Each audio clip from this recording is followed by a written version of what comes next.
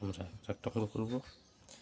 9 নম্বর অঙ্ক দেখছি কি, একটি বই তৈরিতে 138টা কাগজ, তো 70,000 কাগজ দিয়ে কতটা বই তৈরি করা যাবে?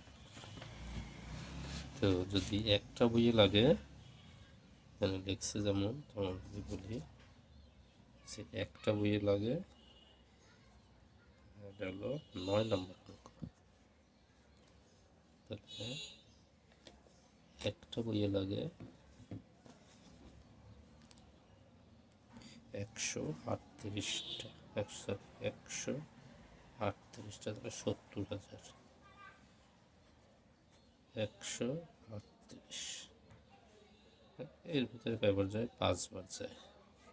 5 আছে 690, থাকে 10, শূন্য কি শূন্য সে হয় না, আবার শূন্য আসে, 7 বার, 966, ঠিক আছে। তাহলে 966 পরে থাকে 44, তার মানে তাই 560টি বই।